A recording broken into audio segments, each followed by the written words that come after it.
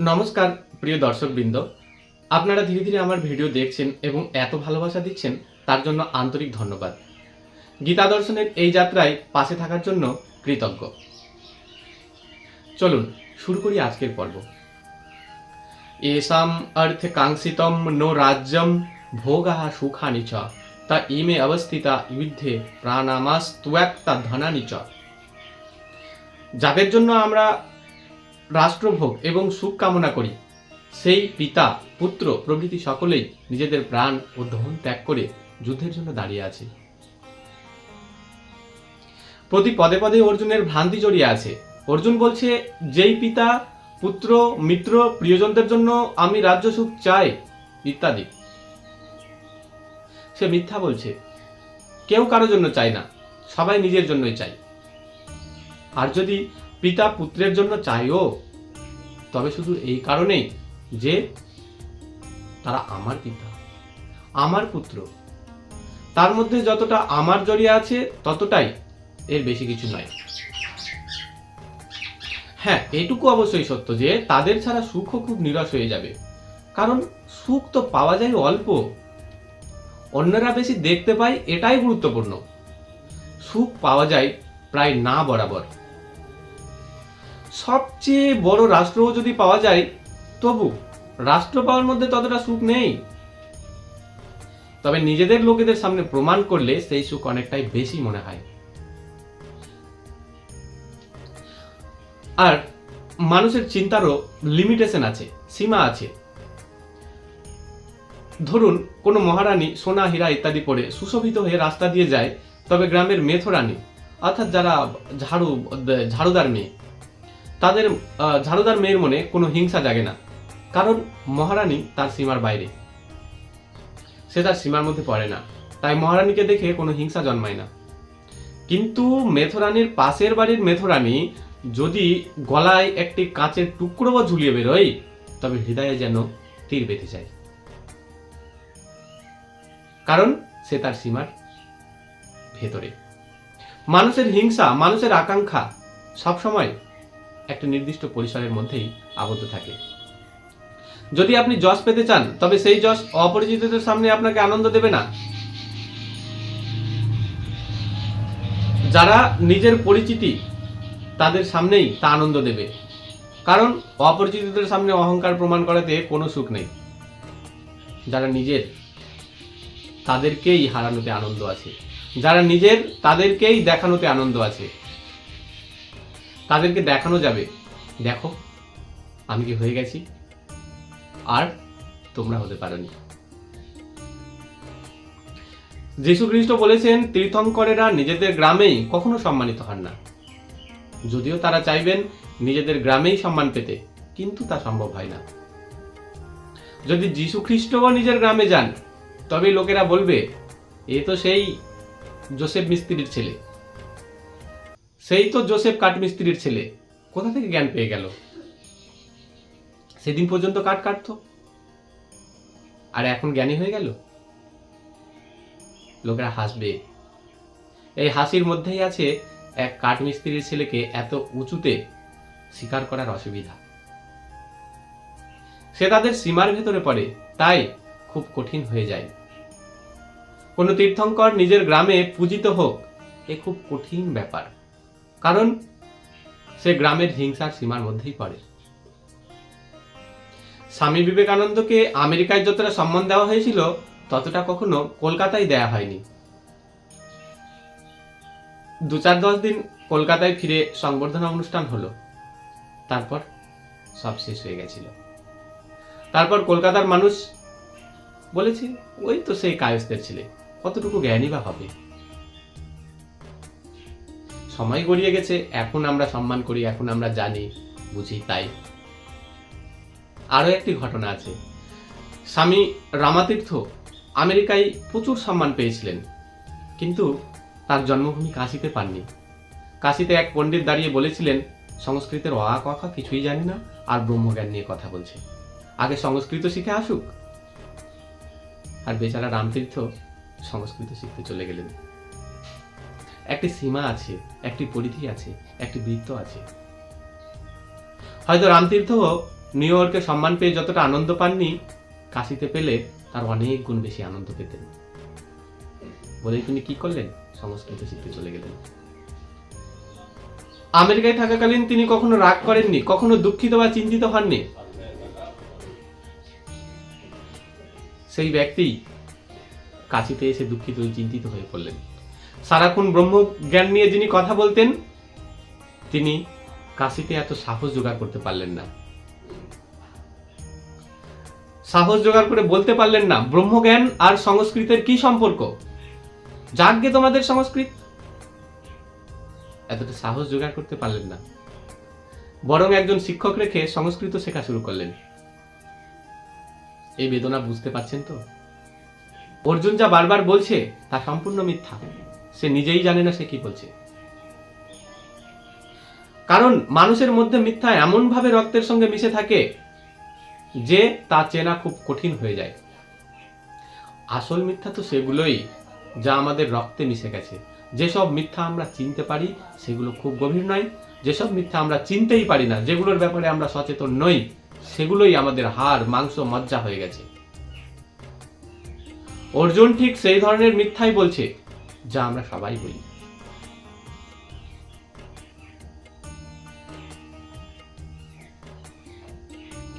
আপনারা খেয়াল করলে দেখবেন একজন স্বামী তার স্ত্রীকে বলে তোমার জন্যই সব করছি, স্ত্রীও তার স্বামীকে বলে তোমার জন্যই সব করছি।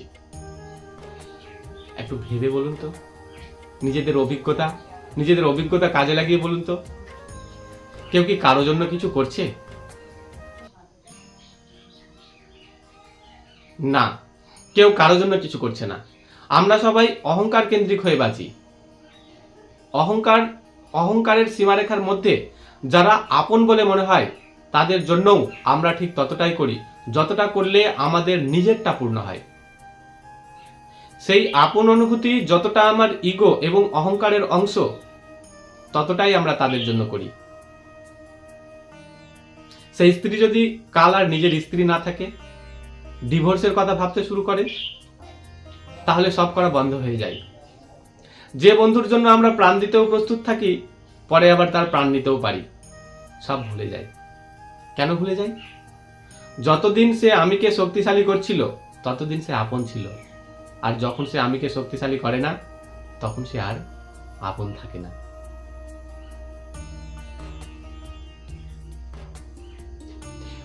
অর্জুন ভুল বলছে, সে নিজে জানে না। যদি জানতো তাহলে কথা অন্যরকম হতো।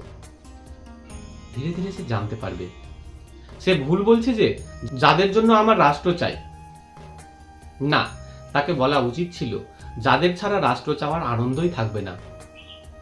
চাওয়া তো নিজের জন্যই, কিন্তু যাদের চোখের সামনে চাওয়ার আনন্দ হবে যে পেয়ে গেছি, কিন্তু যখন তারা থাকবে না তখন অপরিচিত অজানা মানুষের মধ্যে রাষ্ট্র নিয়ে কি করব? যারা জানেই না তুমি কে, তাদের মধ্যে অহংকারের আনন্দই বা কি? যারা জানে তুমি কে, তাদের মধ্যেই আকাশ ছোঁয়ার পর বোঝা যায় যে দেখো আমি কে।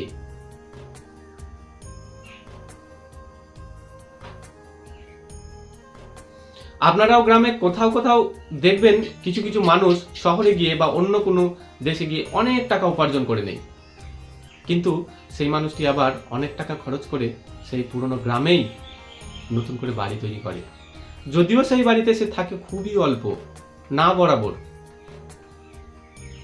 তারপরেও সেই গ্রামেই অনেক টাকা খরচ করে বাড়ি তৈরি করে। কেন?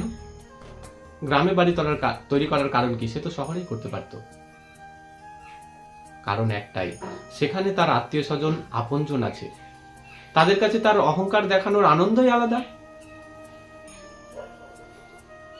মনে রাখা প্রয়োজন, আমরা শুধু শত্রুদের সঙ্গে প্রতিযোগিতা করছি না, আমাদের বন্ধুদের সঙ্গে আরো গভীর প্রতিযোগিতা চলছে। অপরিচিতদের সঙ্গে আমাদের কোনো প্রতিযোগিতা নেই, আমাদের আসল প্রতিযোগিতা পরিচিতদের সঙ্গেই। সেই জন্যই তো দুই অপরিচিত মানুষ কখনো তত বড় শত্রু হতে পারে না যতটা দুই আপন ভাই হতে পারে। তাদের সঙ্গেই আমাদের প্রতিযোগিতা, তাদের সামনেই প্রমাণ করতে হয় আমি কিছু। সেই জন্যই অর্জুন ভুল বলছে। সে নিজের কাছে পরিষ্কার নয়, সে জেনে বলছে না। আমরা যে মিথ্যা জেনে বলি তা খুবই উপরের স্তরের, আর যে মিথ্যাগুলো আমাদের অজান্তেই আমাদের মাধ্যমে বলা হয় সেগুলো খুব গভীর। জন্মের পর জন্ম আমরা সেগুলোকে রক্তের সঙ্গে মিশিয়ে নিয়েছি, এক করে নিয়েছি। অর্জুন সেই ধরনেরই এক মিথ্যা বলছে। যাদের জন্য রাষ্ট্র চাওয়া হয় তারা না থাকলে রাষ্ট্র নিয়ে আমি কি করব? না, যথার্থ সঠিক তো এটাই হতো যদি সে বলতো রাষ্ট্র তো নিজের জন্যই চাওয়া হয়, কিন্তু যাদের চোখকে চমকে দিতে চাইব, যখন সেই চোখই থাকবে না তখন নিজের জন্য চেয়েও কি করব? অর্জুন এখনো এ বলতে পারছে না। এতটুকু যদি সে বলতে পারত তবে গীতার শ্রীকৃষ্ণ সঙ্গে সঙ্গে চুপ হয়ে যেতেন, বলতেন কথা শেষ, চলো রথ ফিরিয়ে নেওয়া যাক। কিন্তু কথা শেষ হয় না, কারণ অর্জুন সারাক্ষণ দ্বৈত বক্তব্য দিচ্ছে, ডাবল দ্বৈত বক্তব্য দিচ্ছে। বলছে এক, চাইছে আর এক, হচ্ছে এক, বলছে আর এক। তার দ্বিধা অন্য কোথাও গভীরে, আর প্রকাশ করছে অন্য কোথাও। এটি আমাদের বুঝে চলতে হবে, তবেই আমরা শ্রীকৃষ্ণের উত্তরগুলো বুঝতে পারবো। যতক্ষণ না আমরা অর্জুনের প্রশ্নের দ্বিধা এবং তার প্রশ্নের জটিলতা বুঝতে পারি, ততক্ষণ কৃষ্ণের উত্তরের গভীরতা এবং তার সমাধানের স্বরূপ বোঝা কঠিন। এবার একটি প্রশ্নের দিকে আসা যাক। স্বজনদের হত্যার প্রসঙ্গে অর্জুন যে ন চ শ্রেয়ণ পশ্যামি বলছে, সেখানে সে তো স্পষ্টই প্রেয়স অর্থাৎ ইন্দ্রিয় সুখ থেকে দূরে থাকতে চাইছে। এটা কি কেবল ভৌত উপযোগের প্রসঙ্গ? আর যদি তাই হয় তবে সে কিভাবে সত্যিকারের আস্তিক হতে পারবে? ভগবান ওশো এই প্রশ্নের উত্তরে বলছেন, অর্জুন যেখানে আছে সেখানে তার সম্পর্ক মূলত ভৌত সুখের সঙ্গে। ভৌত সুখ বলতে আমরা সাধারণত ধন সম্পদ, আরাম, মান সম্মান, ক্ষমতা, ইন্দ্রিয় তৃপ্তি, সম্পর্কের আনন্দ কিংবা বাহ্যিক সাফল্যকে বুঝি।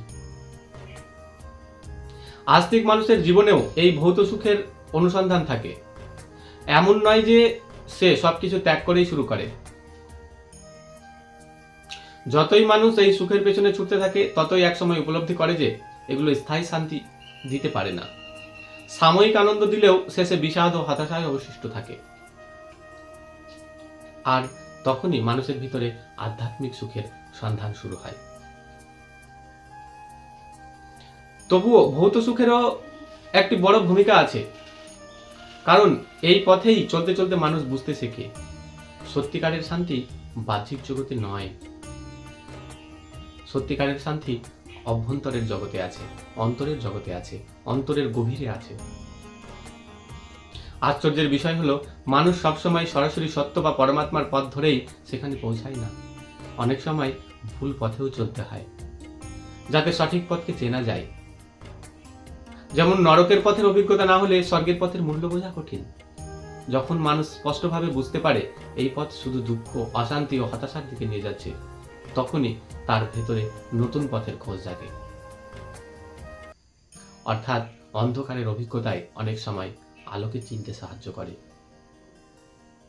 ভৌত সুখ আধ্যাত্মিক সুখের দিকে নিয়ে যেতে এক ধরনের নেতিবাচক সতর্কতার কাজ করে। আমরা বারবার ভৌত সুখের খোঁজ করি এবং বারবার ব্যর্থ হই। বারবার কামনা করি এবং বারবার তা অর্জন করতে পারি না। বারবার আকাঙ্ক্ষা করি এবং বারবার ফিরে এসে পড়ে যাই।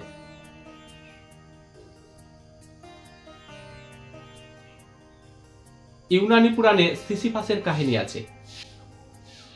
সিসিফাসকে দেবতারা শাস্তি দিয়েছিল যে সে একটি পাথর টেনে পাহাড়ের চূড়ায় নিয়ে যাবে। আর শাস্তির দ্বিতীয় অংশ এই যে সে যখনই চূড়ায় পৌঁছাবে, ঘামে ভেজা হাত, হাঁপাতে হাঁপাতে ক্লান্ত হয়ে পাথর টানবে, ঠিক তখনই পাথরটি তার হাত থেকে ছুটে আবার খাদে পড়ে যাবে। তারপর সে আবার নিচে নামবে, আবার পাথর তুলবে এবং চূড়া পর্যন্ত নিয়ে যাবে। আর আবারও তাই হবে, বারবারই তাই হতে থাকবে। এটাই শাস্তি। আর এটা অনন্তকাল ধরেই চলতেই থাকবে, শেষহীন, অন্তহীন ভাবে। এরপর সেই সিসিফাস আবার খাদে যায়, আবার পাথর তোলে। যখন সে পাথর তোলে তখন আবার এই আশাতেই তোলে এইবার নিশ্চয়ই সফল হবো, এবার তো চূড়াতে পৌঁছাতেই পারবই, দেবতাদের দেখিয়ে দেবে তোমরা ভুল ছিলে, দেখো সিসিফাস পাথরটা পৌঁছে দিয়েছে। আবার টানে, মাসের পর মাস অক্লান্ত পরিশ্রম, কোনো রকমে ভেঙে পড়তে পড়তে মরতে মরতে চূড়ায় পৌঁছায়, কিন্তু পৌঁছানোর আগেই পাথর হাত থেকে ছুটে যায় এবং আবার খাদে পড়ে যায়। আবার সিসিফাস নিচে নেমে আসে, আবার একই রকম চলতেই থাকে। আপনারা বলবেন সে তো একেবারে পাগল, খাদের মধ্যেই বসে থাকে না কেন?